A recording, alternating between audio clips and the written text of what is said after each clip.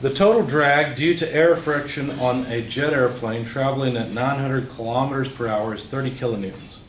Knowing that the exhaust velocity is 650 meters per second relative to the airplane, determine the mass of air which must pass through the engine per second to maintain a speed of 900 kilometers per hour in level flight. Okay? This was pretty straightforward as well. We know that the drag force is 30 kilonewtons. We know that the velocity of the craft is 900 kilometers per hour. And we know that the velocity of the exhaust is 650 meters per second. How would you know that?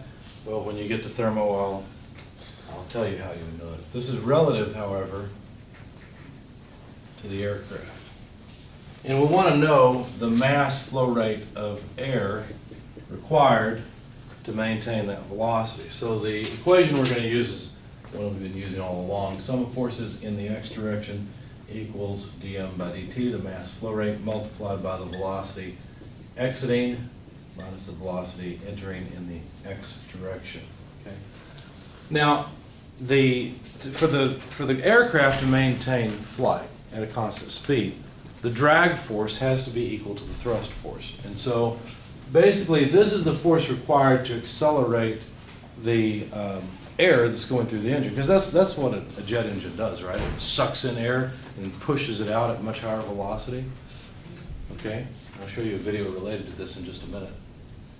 So the question is, how do we generate enough force pushing on air to keep pushing the craft through the air, okay, to overcome this 30 kilonewtons of drag force? So we already know how much force we need. It's 30 kilonewtons. That's not the problem. But we have to be a little bit careful here. These two velocities can be taken, as I said before, with respect to ground or with respect to some reference, some moving frame reference.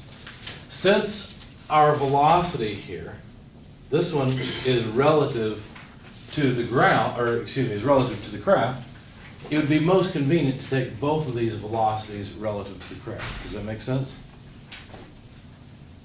Okay. So the exiting velocity, where is that? Well, that's here. Okay. And so let's see.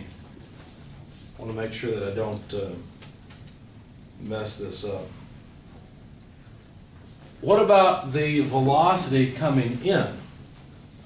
What is, if you were, you wouldn't be able to do this, it wouldn't work. But if you could stand on the wing, okay, so here we are standing on the wing, moving 900 kilometers per hour through the air, which is pretty fast. What would you see? Would it look like the air sitting still?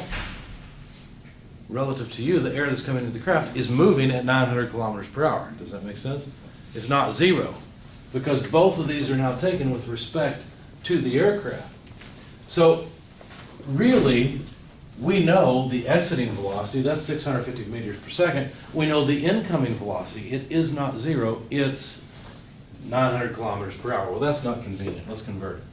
1,000 meters per 1 kilometer times 1 hour per 3,600 seconds. So please help me out here and tell me what the velocity of the aircraft is in meters per second. 150? 250. 250. Okay. So really, this mass flow rate is what we want to solve for. So let's do it. The mass flow rate then would just be the sum of the forces in the x direction, which we know is just the 30 kilonewton force, divided by VBX minus VAX. Let me go ahead and do it this way. The drag force. Now I know that the drag force is not what this means. These would be forces applied to the air that's flowing through the engine to get that air to accelerate from VA to VB. But it's going to be equal and opposite to the drag force so that the craft can move at constant speed. Okay. And let me further expand these or change these symbols, because VBX is going to be the velocity of the exiting string. We've already called that VE, whereas VAX would be the velocity of the aircraft. Okay. So the drag force, 30 kilonewtons, velocity of the exhaust, 650 meters per second, velocity of the craft, 250 meters per second. And we have a units problem. Do you see the units problem? We've got kilonewtons. Here's an easy way to take care of kilonewtons. Add 3 zeros and just make it newtons. Okay? And a newton is a kilogram meter per second squared. So what units will we end up with now? Kilograms per second, that's right, because the meters go away. One of the seconds go away, and we're left with kilograms per second.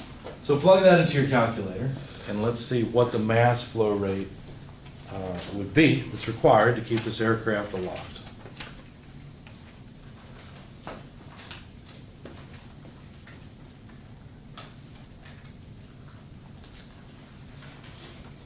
Kilograms per second.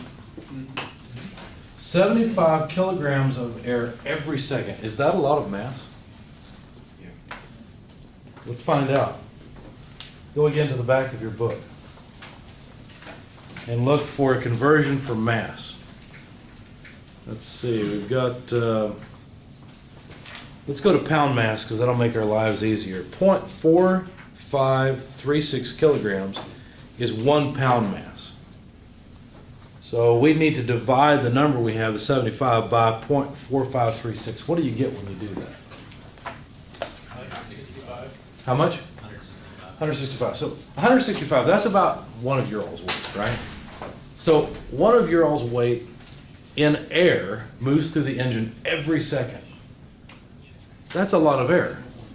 That's a whole lot of air, right? Because air, how much air do you have to move? How much volume of air do you have to move to get that much mass? It's quite a bit. You can figure it out. You guys know the ideal gas law, right? Yeah, that's thermo. I'll teach you that later.